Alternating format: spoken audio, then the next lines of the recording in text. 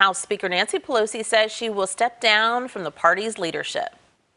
For me, the hour has come for a new generation to lead the Democratic caucus that I so deeply respect. Pelosi, who has been in office since 1987, made history by becoming the first female Speaker of the House and the first from California in 2007. She's currently at the end of her second term in that position, having taken over again in 2019. Her announcement comes after her husband was attacked last month. We're all grateful for all the prayers and well wishes as he continues his recovery. Thank you so much. Pelosi's announcement will not mark the only change in Democratic leadership. House Majority Leader Steny Hoyer has also announced he too will not seek another leadership position, offering up an endorsement to Hakeem Jeffries to succeed him. And now that Republicans have control of the House, Congressman Kevin McCarthy, who is poised to become the next speaker, has made it clear the party is going to launch an investigation into the Biden administration and the president's family. At a press conference, House Republicans said they are focused on whether or not President Biden was involved with his son Hunter's business deals. It has now been a full day since it's been officially known that as the Democratic Party picks its new leaders in the House, current Speaker Nancy Pelosi won't be a choice they can make. After 20 years shaping the direction her party will take on policy and presentation, who will take the reins as minority leader? To that end, live with me now to talk about the possibilities are McKenna Jenkins with the FemDems and Republican strategist Tim Rosales. Hello, hello. Good morning to you. Good morning. Thank you for having me. Definitely. Tim, let's start with you. No matter what side of the aisle you're on, tough act to follow here, to say the least.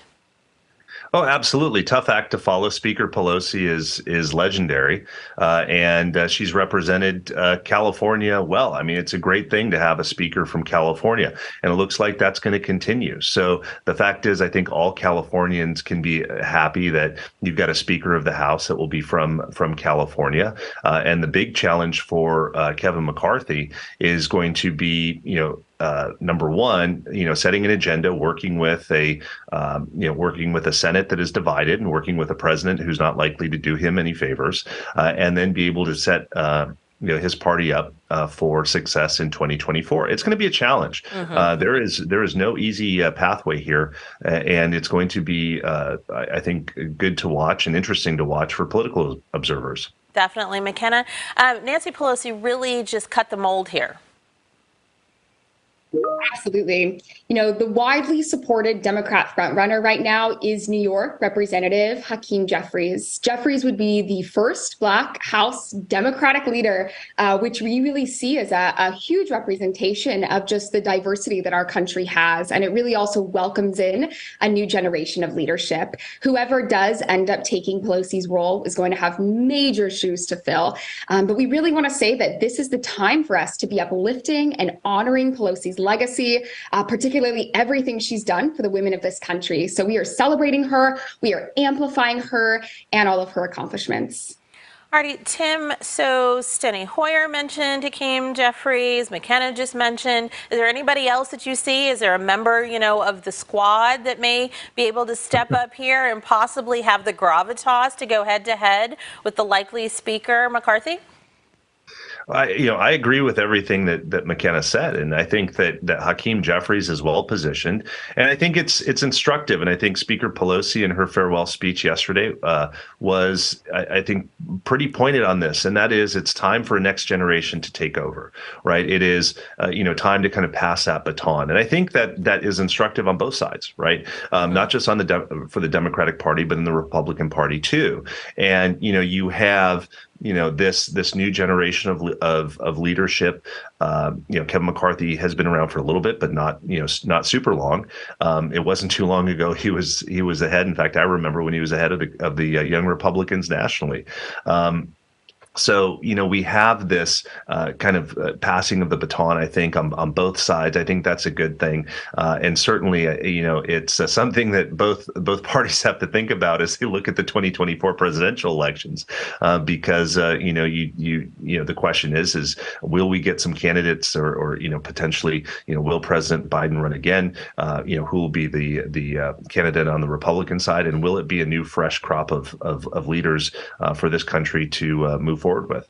Let's talk about the 2024 election cycle. Nancy has long been a whipping post for the Republican Party. Their goal for the midterms was to fire Nancy. They did this not by the margin hoped, but looks like they have the needed margin nonetheless. She was and has been an unabashed challenger of President Trump. So is this a boon to his newly announced 2024 presidential run, making it maybe even easier for him to become the nominee because his nemesis can't go head to head with him in the same way? McKenna? Yeah, not at all. You know, over her 35 years of public service, Pelosi continuously broke the barriers for women throughout her many leadership roles. And we're really welcome to all positive directions of this country and firmly believe that the party will both stand by whoever takes her place and all incredibly talented Dem candidates that will be stepping up.